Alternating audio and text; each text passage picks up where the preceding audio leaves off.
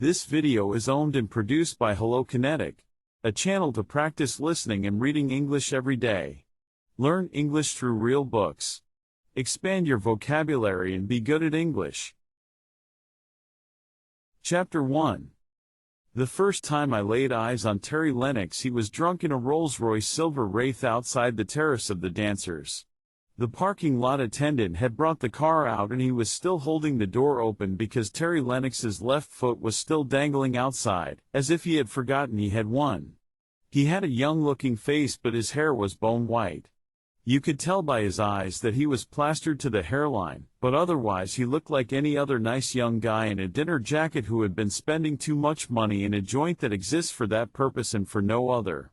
There was a girl beside him. Her hair was a lovely shade of dark red and she had a distant smile on her lips, and over her shoulders she had a blue mink that almost made the Rolls-Royce look like just another automobile.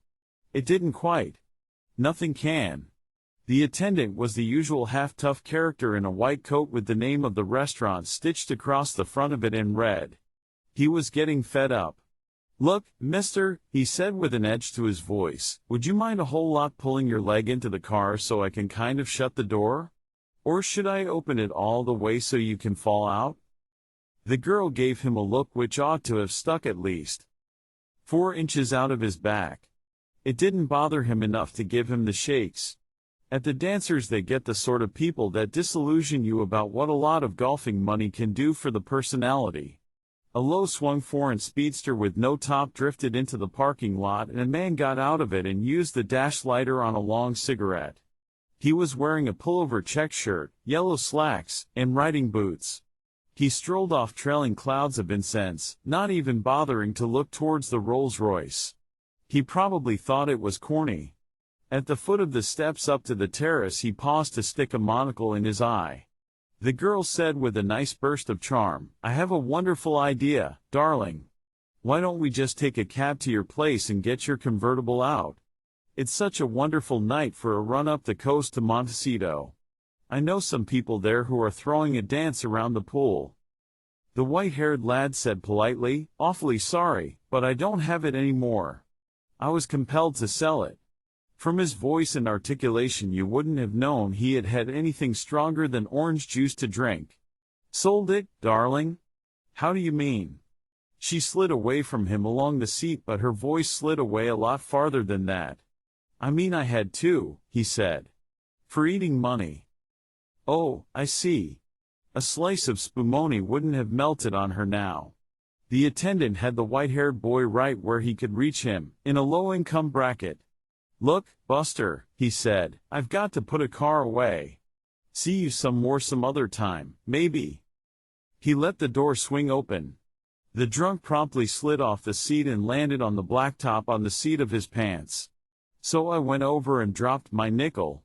I guess it's always a mistake to interfere with a drunk.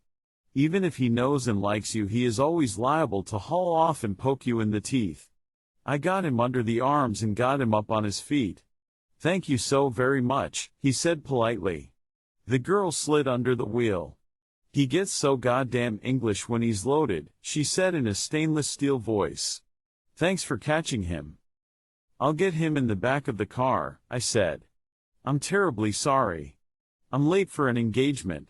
She let the clutch in and the roll started to glide. "He's just a lost dog," she added with a cool smile. "Perhaps you can find a home for him. He's housebroken, more or less."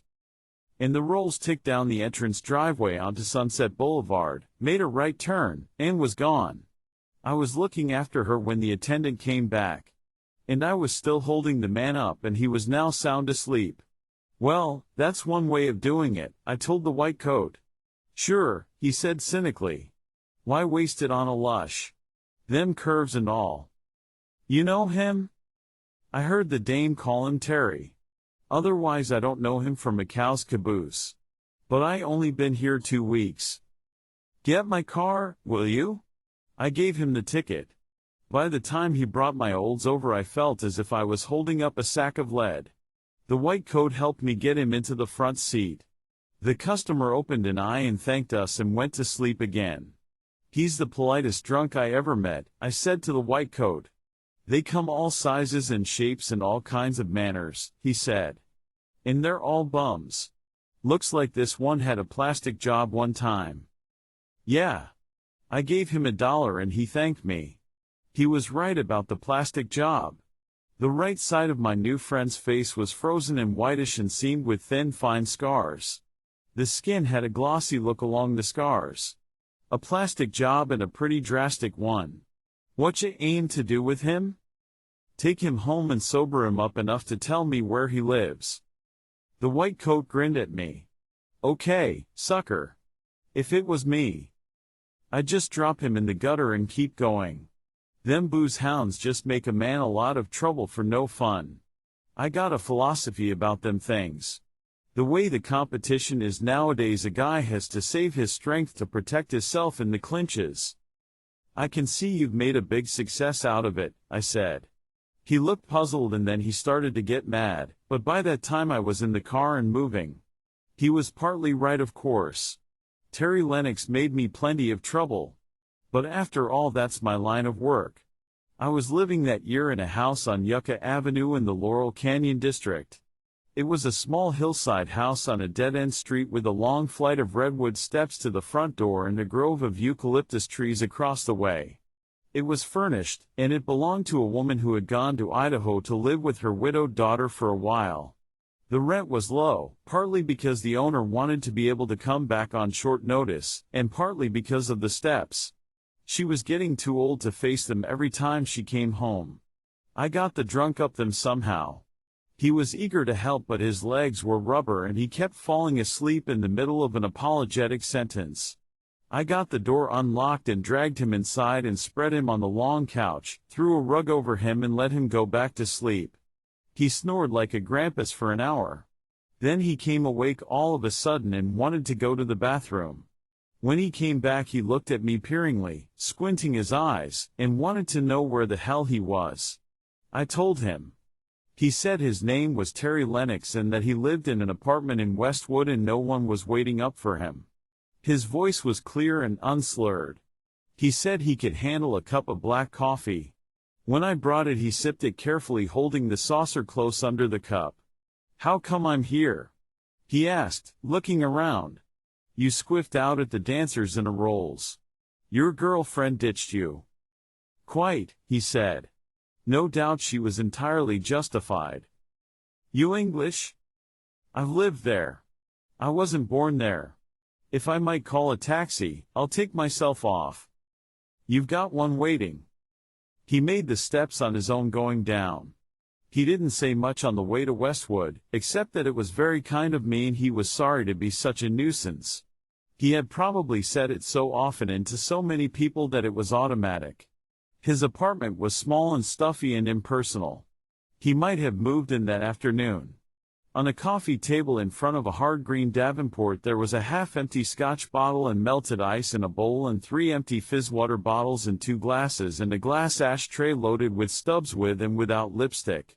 There wasn't a photograph or a personal article of any kind in the place. It might have been a hotel room rented for a meeting or a farewell, for a few drinks and a talk, for a roll in the hay.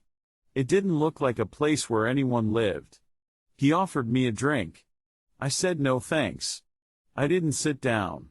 When I left he thanked me some more, but not as if I had climbed a mountain for him, nor as if it was nothing at all. He was a little shaky and a little shy but polite as hell. He stood in the open door until the automatic elevator came up and I got into it. Whatever he didn't have, he had manners. He hadn't mentioned the girl again.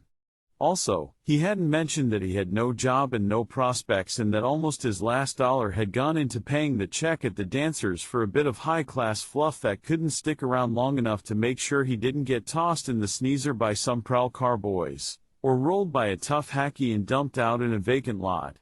On the way down in the elevator I had an impulse to go back up and take the Scotch bottle away from him. But it wasn't any of my business and it never does any good anyway.